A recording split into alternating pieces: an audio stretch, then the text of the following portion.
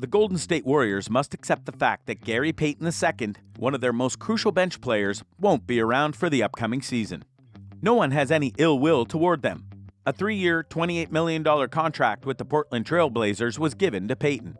The Warriors also had the option of matching the offer, but they chose not to, something they can fix by bringing in Payton's replacement.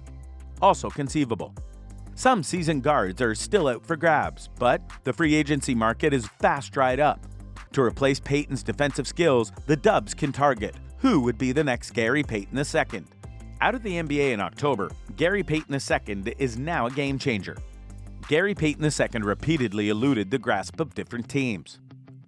The mitten player, who was undrafted out of Oregon State in 2016, has been fighting ever since to make it to the NBA's outer reaches. Payton II has always been on the outside looking in, despite having inherited his father, the Glove's, natural name recognition.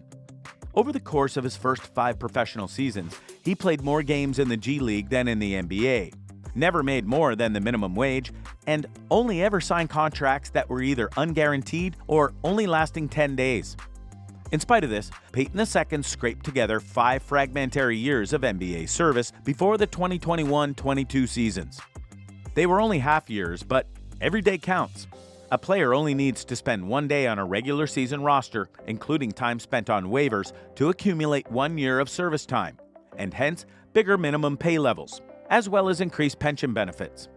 Payton II was therefore theoretically a 5-year veteran without ever having to crack a rotation of note. While only managing 71 games and 808 minutes over those 5 years, none of which came in the postseason. At one point, he even managed to elude the Golden State Warriors. The Warriors, who had signed Payton II on the final day of the season to a contract with an unguaranteed 2021-22 year attached, spoke highly of him after he played 40 spot minutes of 10 games down the stretch of their 2020-21 regular seasons. However, they then left him off the playoff rotation and cut him just before opening night in order to save money. While this new contract paid Payton II personally what he was expected to make on the contract that was waived, it made a difference from the Warriors' perspective. The Warriors brought him back the day after he passed waivers.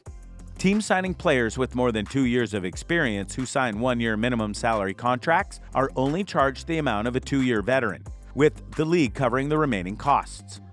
Nevertheless, Payton is now earning a lot of money, as opposed to before when he was just available for the minimum.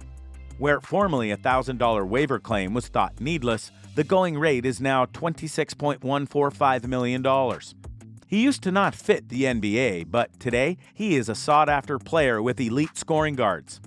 While the mitten may never again be the bargain he once was, he may still be one, as the Trailblazers themselves were among the many teams to pass on Payton before, waiving him during the 2018 preseason. If they now use him alongside Damian Lillard in a manner similar to how Golden State used him alongside Curry, they just might find that the mitten is still a bargain. Why Warriors won't find next GP2 with final roster spot. The images of Gary Payton II at Draymond Green's wedding undoubtedly caused some grief in Warrior supporters. Already he is missed. Due to GP2's astounding ascension from fan favorite to 15th man, some of Dub Nation's most ardent followers have begun playing a new game in honor of him. In fewer than 6 weeks, when the Warriors training camp begins, who might win that 15th and final roster spot? In all likelihood, nobody is the answer. The Warriors are not inclined to go 15 deep because their luxury tax burden is so large that it might collapse Chase Center. There is room for one more player even though 13 players already have definite contracts. Now that you understand, Coach Steve Kerr would not only open the door for Andre Iguodala to return, but he would also buy him supper. Number 14 will be him. Andre is an incredibly valuable player and mentor to the Warriors. He only played in 38 of the 104 games last season, including the playoffs, but it's how he still had an impact. Iguodala is free to use it as long as he wants. Case resolved. Whoever he is can wish for a breakout season similar to GP2. However, there is almost no likelihood of that happening because the conditions surrounding the 2022-23 Warriors are very dissimilar from those of the 2021-22 Warriors. Rondo, Rajon, the next Gary Payton II?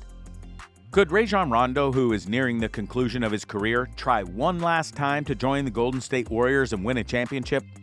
Rajon Rondo is the only guard with greater experience you will find. With 2 distinct historic teams, he has won 2 championships. In total, he has played for 10 different teams. Rondo, a player with a high IQ and some excellent physical attributes, possesses all the qualities necessary to succeed Gary Payton, with the exception of athleticism. Moreover, he has the potential to be a backup floor general that controls the offense and plays defense at his best. However, Rondo would be unable to see the ground.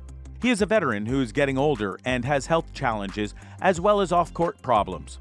His defense has deteriorated due to age and inconsistent effort, and he is unable to shoot. Rondo is still a fascinating prospect, though. Avery Bradley, signing for the last season. Avery Bradley was the ideal 3-and-D guard in his prime. He was twice named to the All-Defensive team before becoming into a shooter and shot creator for others. Bradley's performance was far from his finest, but he still managed to average 6.4 points per game on 39% shooting from outside the arc. Notably, he participated in 62 games, demonstrating that some of his injury issues have been resolved. His ability to play both ends of the field well may have set the ship adrift. Since he has only grown older since his previous failure in a Warriors outfit, it is unlikely that he will perform significantly better this time. However, the possibilities are limited. The Dubs could have little choice than to gamble on the season guard. Dennis Schroeder for the Warriors. This one seems to have a little bit of affection for the previous Celtics, huh? Despite the strange coincidence, it's unlikely that the Golden State Warriors will discover another free agent with as much potential as Dennis Schroeder. Schroeder, who was once a 6th Man of the Year contender, has more than demonstrated his ability to score, pass the ball, and lock down on the wing. This season, Schroeder played in 15 games with the Houston Rockets and averaged 10.9 points and 5.9 assists. Schroeder's overall effectiveness can be iffy because he has a history of having trouble shooting the ball. Truthfully, the simplest way to summarize this is to call him inconsistent. The Warriors would be betting on a player who hasn't had success on the court in at least a couple of years. Can they turn things around with their championship culture? Gary Payton II has officially signed with the Portland Trail Blazers. The Portland Trail Blazers made the signing of NBA champion Gary Payton II official on July the 6th. Payton II assisted the Warriors in defeating the Boston Celtics to win the 2022 NBA championship. In each game, he averaged 7.1 points, 3.5 rebounds, and 1.4 steals. Additionally, he has participated in NBA contests for the Milwaukee Bucks, Los Angeles Lakers, and Washington Wizards. This is a significant roster addition for the Trailblazers, who missed the NBA playoffs last year.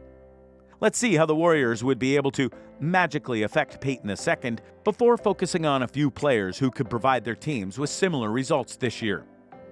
What are your thoughts on this? Let us know what you think in the comments. I'll see you next time on the channel. Until then, it's goodbye.